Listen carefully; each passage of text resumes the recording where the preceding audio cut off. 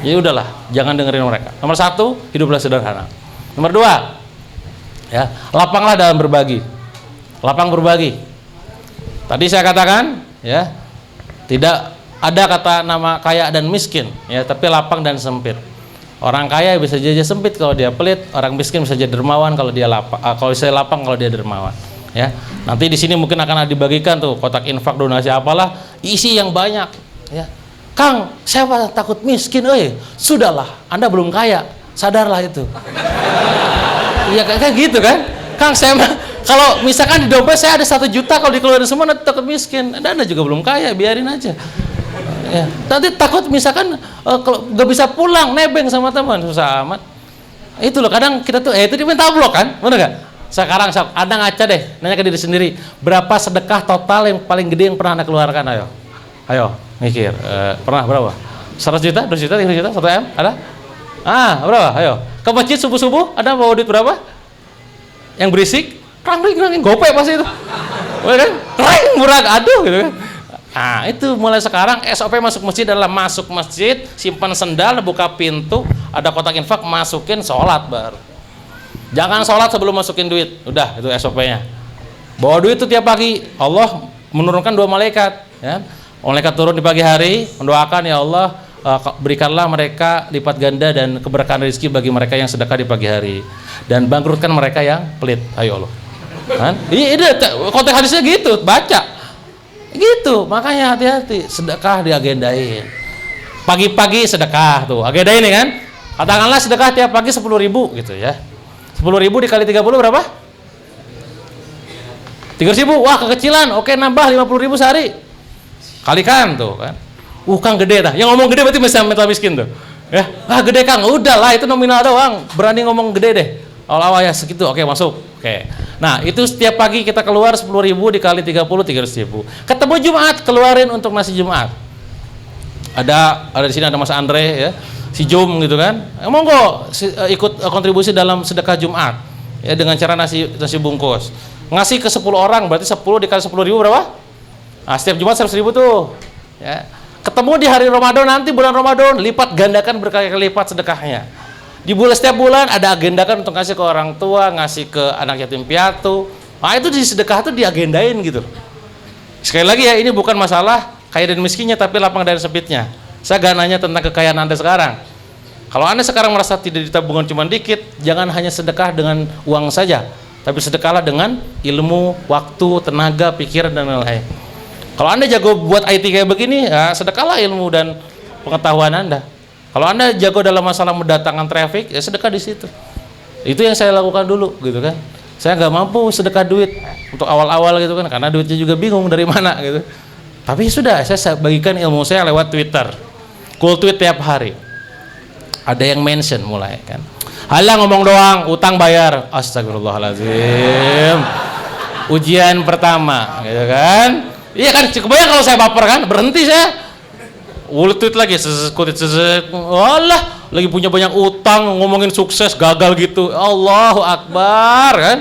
Wah, ini namanya small test. Udah terus saja lanjutin. Bismillah ya Allah, ini bukan untuk mereka, ini untukku sendiri ya. Karena aku meyakini Ar-Rahman ayat 60, hal jaza wal ihsan ilal ihsan ya. Tidak ada kebaikan kecuali berbalas kebaikan pula juga kita. Ketika kita nolong orang lain, kita nolong diri sendiri. Ketika saya nolong banyak orang, itu sebenarnya saya nolong diri sendiri. Ya Allah, pas nolong itu ya, semoga pertolongan hamba ke mereka ini membuka pertolonganmu kepada aku gitu kan. Karena aku tahu aku gak mungkin bisa dibantu kalau misalkan aku gak nolong yang lain, dalilnya banyak gitu kan. Lakuin tuh gitu. Gitu teman-teman ya. Jadi lapang dalam berbagi. Yang ketiga adalah apa nih, iklan apa? Bukan. Gak ada musiknya gitu. Yang ketiga teman-teman, nah ini juga penting buat teman-teman semuanya ya. Pandai-pandailah dalam bersyukur. Pandai bersyukur, baik dalam kondisi kaya maupun miskin. Ya, lapang maupun sempit. Wa yang ta'adzana rabbukum la yang syakartum la azidannakum. Wa yang kafartum inna adzabi lasyadid. Ya udah jelas. Ya kalau syukur ditambah, kalau enggak disiap-siap aja tuh azabnya Allah gitu. Banyak-banyak bersyukur. Bersyukur itu bukan cuma sekedar ngucap alhamdulillah, gak yang sekedar gitu. Meluangkan waktu kita itu untuk segala kebaikan tuh bukti syukur kita yang sepenuhnya. Ya, ada yang nanya, Kan nggak capek apa ngisi di mana-mana gitu kan, nggak ada habisnya gitu kan. Ya itu bukti syukur saya dikasih kesehatan sama Allah gitu. Karena saya tuh tahu, nyadar 52 hari di rumah sakit itu lelah buat saya. Jadi 2 tahun yang lalu saya duduk begini di rumah sakit 52 hari gini aja. Ya Allah, di situ saya benar-benar merasakan bahwa ya Allah ini tangan ini berharga banget pas kemarin sehat. Sekarang dulu itu pas sakit gak bisa digerakin. Gagaro, you know gagaro? Garuk-garuk ya. Garuk-garuk gini nih, tuh bisa Pak. Saya salah satu penyesalan saya pas waktu saya masuk ruang ICU adalah saya bilang ke diri sendiri, ya Allah ya Robbi, ini kesalahan terbesar istri saya adalah memasukkan saya ruangan ICU. Kenapa teman-teman? Bayangin saya tiduran gak bisa gerak, lumpuh gini, gitu kan? Panas nih hawa, panas ruangan ICU nih. Saya gerakin, gak bisa gerak gini-gini. Ada suster lewat gitu kan, sabar ya Pak Dewa, sabar, aing ge apal, saya juga tahu sabar, gitu kan. Ada lagi suster lewat lagi, sabar Pak Dewa, astagfirullahaladzim, saya bilang dalam hati, saya gak bisa ngapa-ngapain, bahkan untuk sekedar saya garuk-garuk gini gak bisa, ngasih kode, jatuhin apa gak bisa, manggil gak bisa. Ada dokter lewat, sabar ya Pak Dewa, sampai yang ke berikutnya dokter satu lagi lewat, Bu Suster gitu kan, teh ini AC emang gak dinyalain katanya. Emang kenapa? Ini AC-nya gak nyala, kasihan Pak Dewa. Ya Allah, dari tadi itu saya, ya Allah, ini ruangan panas ya Allah. Haredang sumuk, you know sumuk? Saya tuh dari tadi tuh pengen kasih tahu suster, haredang suster gitu. Gak ada yang sabar ya, Pak, sabar haredang. Ngerti saya bahkan itu kasih tahu, wah gitu doang, gak bisa gitu loh. Sekarang punya tangan kan enak gitu ya. Saya Allah, ngupil bisa gitu ya. Ya kan, garuk-garuk bisa, kikian bisa gitu kan. Dulu ya Allah boro-boro. Nah, bukti syukur kita mempergunakan jasmani kita untuk dalam kebaikan ya dengan cara beraktivitas di hal yang baik gitu. Jangan diem. Motivasi saya kenapa? Tadi ditanya kenapa saya produktif nulis buku segala macam. Karena saya tuh pernah mau mati, Pak. Rasanya saya udah tahu mau mati itu gimana gitu. Dokter vonis mulai 80% meninggal. Horor, Pak. Kiri saya, Pak, kiri nih ruangan ICU nih ya. Ini jujur kisah nyata nih. Walaupun sekarang guyon, Pak. Dulu saya mewek, Pak. Ini kiri saya, Pak. Saya tiduran. Kiri saya itu 3 kali ganti pasien selama 2 minggu itu. Ngerti maksud saya ya? Tutup. Kata si suster, meninggal Pak. Allahu Akbar, meninggal. Dikerokin. Ini seriusan. Aduh ya Allah, itu kan ngeliatin, ya Allah, gua apakah the next gitu kan? Nggak pernah tahu. Nah, saya tuh tahu kematian itu begitu dekat gitu. Dokter sendiri memvonis 80%. Jadi sekarang kalau saya nih sekarang di rumah ya, tanya istri saya, kalau saya di rumah nganggur gini, pasti ngapain itu saya? Karena saya tuh ini berharga loh 1 menit gini doang.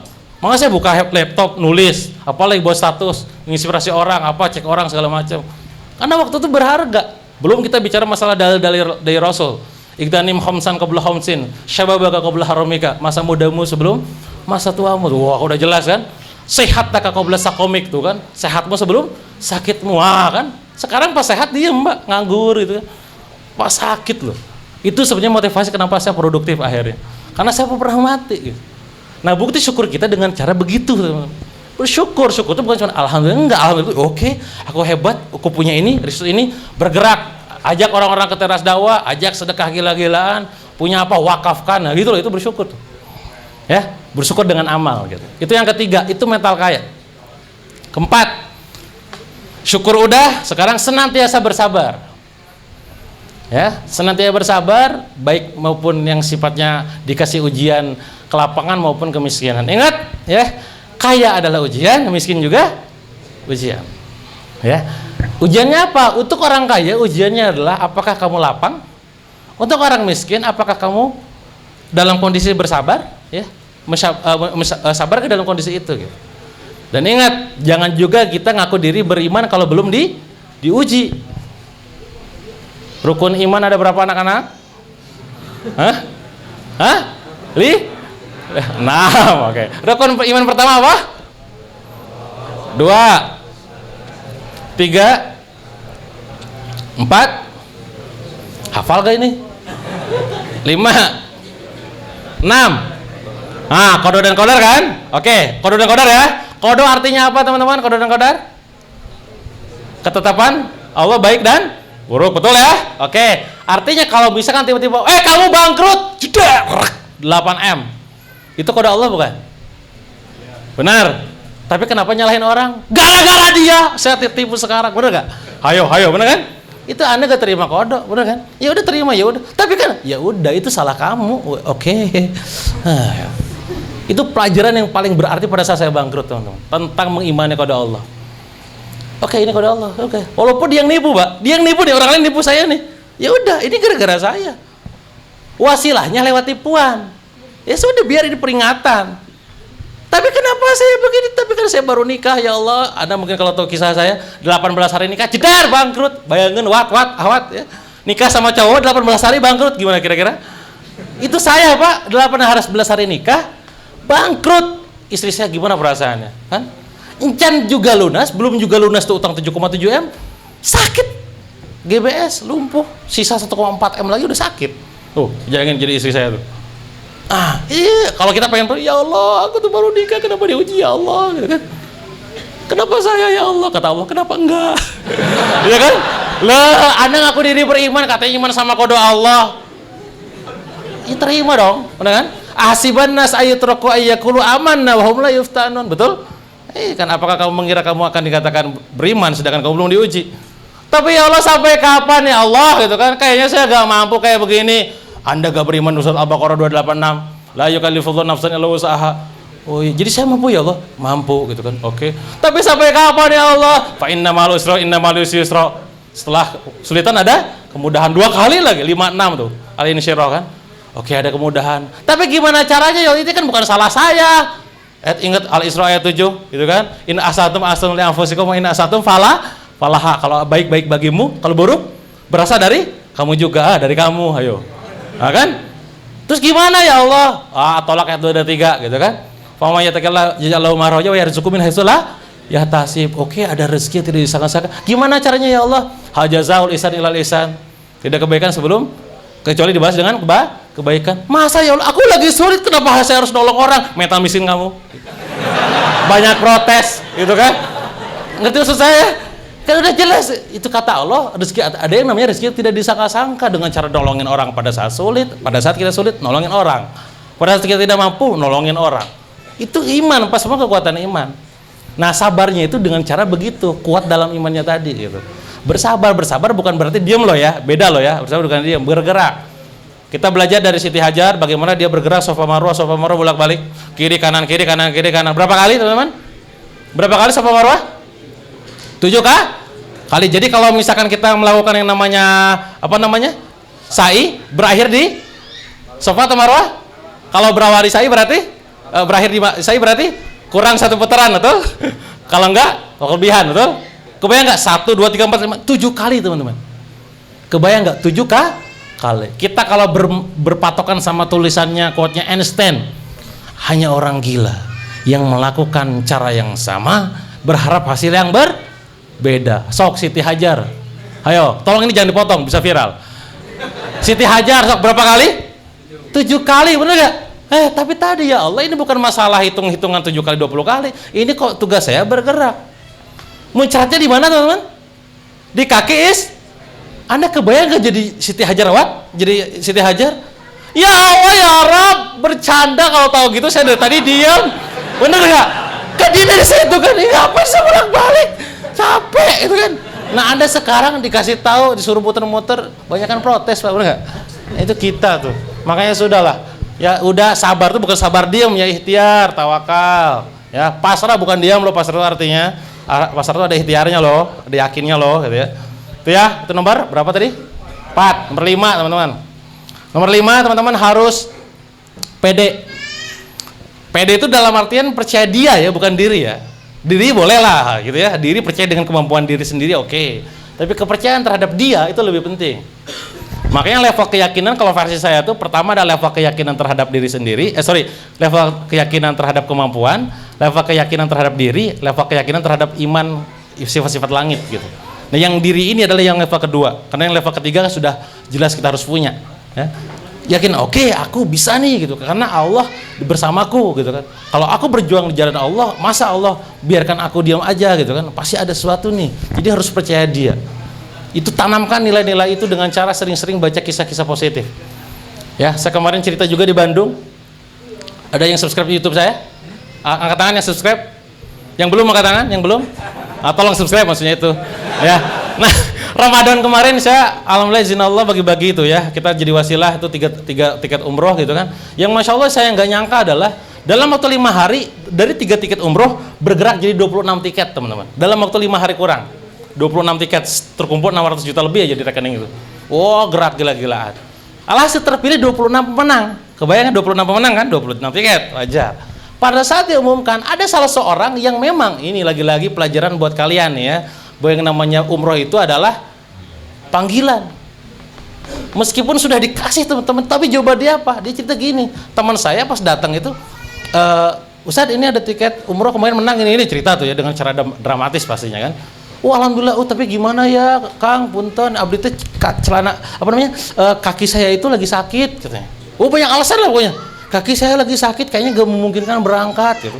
Terus juga istri saya udah tua, kayaknya gak bisa ditinggalin gitu kan. Tapi Pak, sayang Pak, kapan lagi Pak umroh gratis Pak gitu kan. Atau gimana ya? Besoknya lagi dia datang lagi, membujuk lagi, jawabannya sama, aduh sakit Pak, gitu. Sakit Kang gitu. So, istri juga lagi sakit. Besoknya lagi juga sama, sampai hari keempat dia ngomong begini, udah gini aja deh Kang, bisa gak saya minta uangnya katanya.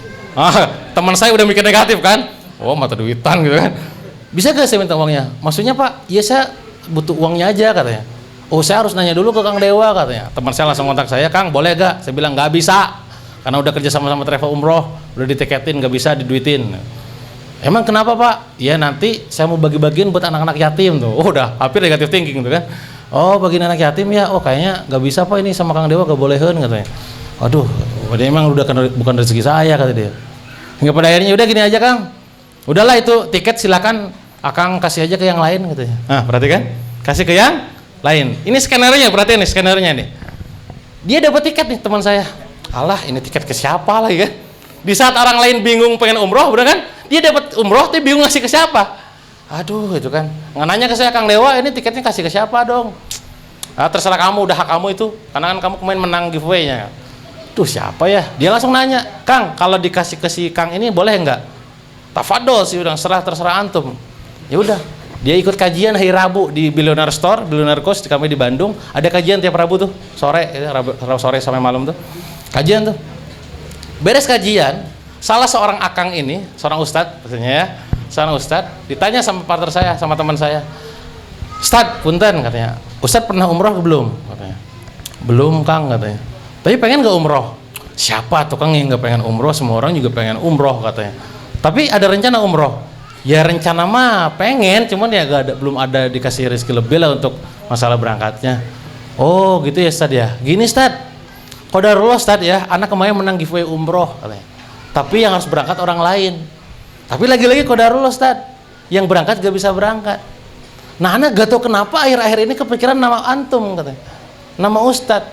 Pokoknya anak sekarang ngomong ke antum, Ustadz kalau memang nanti November antum kosong, November bulan depan 2 bulan lagi, silakan nih gunakan tiket umroh ini untuk berangkat bulan November tahun ini kata dia. Itu langsung dia mewek, serius Kang, serius mewek langsung. Ya Allah ya Rabb. Wah, perhatikan skenario Allah. Dia ikutan giveaway enggak? Enggak ada cerita gitu kan giveaway. Enggak ada juga nama dia terungkap, enggak ada. Enggak diungkap, enggak ada juga. Tiba-tiba skenario satu orang ini enggak bisa. Ada drama-drama dulu. Tiba-tiba pas dia dari sekian banyak ribuan follower Facebook dia, teman saya ini namanya Afik kalau Anda tahu, penulis buku Mama Operating Mama bareng saya. Dari 5.000 teman Facebook dia, dari puluhan ratusan teman fisik dia offline kan. Kenapa sih Ustadz itu yang dipilih? Pertanyaan saya. Ayo. Kenapa? Udah jelas skenario Allah. Yang tang surul yang susukum sabit akda makum. Berdakwah fokus jeder. Diam dalam kesabaran, jackpot rezeki datang. Udah, selesai. Nah itu cerita yang real teman-teman. Ini saya gak ngarang-ngarang, semua dalam kenyataan fakta gitu. Siap. Itu nomor 5. Nomor berapa Ustaz? 5 benar. 6. Nomor 6 adalah, nah ini teman-teman mulai harus sangka baik. Ya, sangka baik bukan hanya sekedar sangka baik sama diri sendiri kalau tadi pede kan, sangka baik sama orang lain. Jangan negatif thinking. Ya. Jangan pernah dengki lagi sama orang. Orang-orang lain hebat, Anda bahagia dengan kehebatannya. Masya Allah ya Rabb, maha besar engkau, membuat dia menjadi sesuatu yang besar. Doa ya Allah gitu kan, semoga sering-sering doain orang lain. Saya kasih kalian bocoran. Salah satu perusahaan yang sekarang saya ada di dalamnya, yang pertumbuhannya masya Allah drastis, ratusan miliar ibaratnya kan. Itu salah satu rahasia kuncinya, ini saya bagiin ke kalian ya. Itu adalah saling mendoakan satu sama lain. Doanya itu ya Allah, itu namanya itu Afik, Ibrahim, Dewa, siapa disebutin satu-satu, omsetnya pengen sekian, pengen bisa sedekah tahun ini, pengen ngumrohin orang tuanya, sebut, oke, amin. Si itu doain dan tiap hari dilakuin. Itu magic moment, itu sebuah amalan langit yang gak pernah terbongkar. Tapi itu dibiasakan sama kita. Kenapa begitu? Karena kami meyakini ketika kita berdoa sama Allah, doanya itu balik lagi sama kita, Pak. Betul gak? Set gitu loh. Saya akan doain, ya Allah semoga Mas Faiz bulan depan, tahun depan, maksimal tahun depan jadi buku gitu kan. Jadi buku nih, amin. Saya juga jadi buku nanti. Saya juga jadi buku saya sendiri gitu. Ya Allah semoga kalian umroh teman-teman, umroh dengan cara yang tidak disangka-sangka. Amin. Nah, bisa jadi nanti saya juga dikasih umroh tiba-tiba gitu. Kayak gitu. Jadi jangan pelit ngedoain orang lain.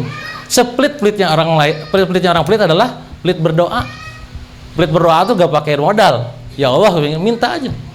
Dan Allah sudah jelas di dalam Al-Quran, panjang ayatnya sudah. Banyak juga gitu kan. Kita tuh dekat, Allah tuh dekat. Kalau kamu mau doalah sama aku. Dan jawaban dari doa itu bukan nunda, bukan pending, bukan seketika, langsung. Kok lama? Itu mutar dulu karena bisa jadi dosa kita. Efek dosa tuh analoginya kayak keran. Keran, tahu ya keran? Rezeki itu dari Allah kan dari langit tuh kan? Kalau dalam Al-Quran dari langit tuh.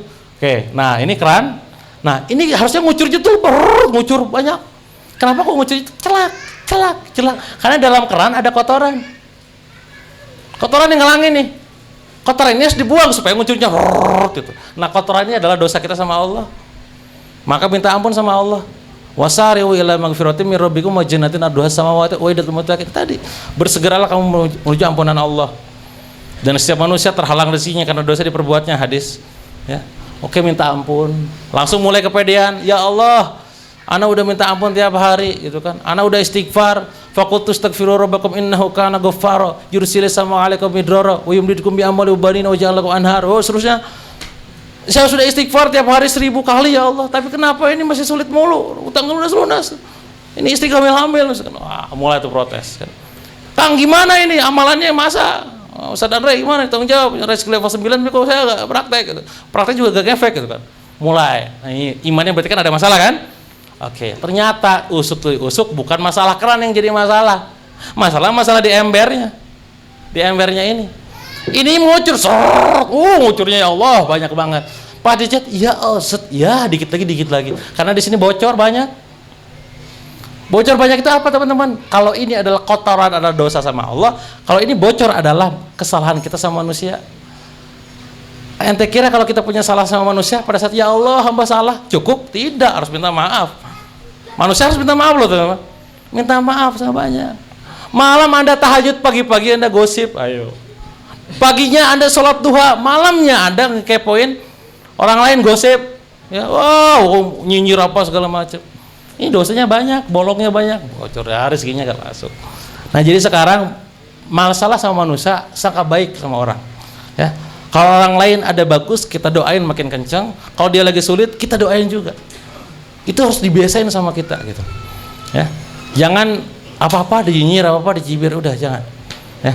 Itu nomor 6, terakhir nomor 7 adalah mulai Anda sering-sering menggeser niat Anda menjadi lebih ke akhirat, obsesi akhirat.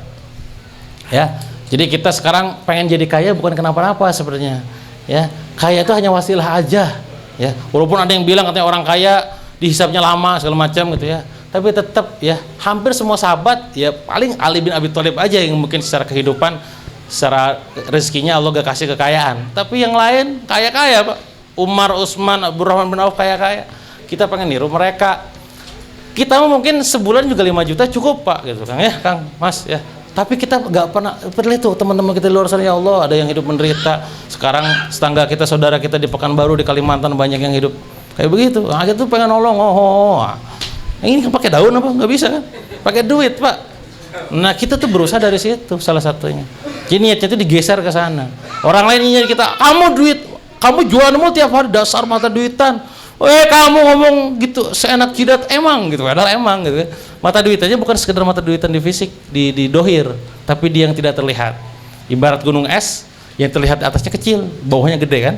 Yang dilihat orang lain adalah mata duitan, di bawahnya adalah kita pengen bebas riba, kita pengen bangun panti, pengen bisa wakaf, pengen sedekah banyak, pengen bantu orang lain. Nah ini yang gak pernah orang lain lihat, ya. Dan orang lain gak akan pernah mau lihat juga. Dan kita pun gak perlu juga ngasih tahu ke mereka bahwa kita akan melakukan itu. Ya, maka kalau kita baperan, kalau kita mudi hanya gara-gara omongan orang, ininya belum kuat yang di bawah. Karena kamu masih fokus atas omongan orang lain, udah biarin aja. Nih masih banyak, ya. Hanya gara-gara omongan orang satu orang, ya, kita jadi baper berhari-hari gak bisa nge-share status lagi, gak bisa nge-share video teras dakwah lagi. Malas dikatain orang lain, katakan, oh kamu sekarang udah sering kajian di teras dakwah, kamu so alim. Boleh kan? Mending gua so alim daripada lu so kafir. Balas pak. Kalau anak kan kadang sering balas gitu. Tenggel jawab tenggel lagi. Gitulah. Gitu teman-teman ya. Jadi mental miskin berantas semua, jadi mental kaya dimilikin gitu kan. Karena kalau sudah punya mental kaya, insya Allah kita bisa berbagi manfaat buat banyak orang.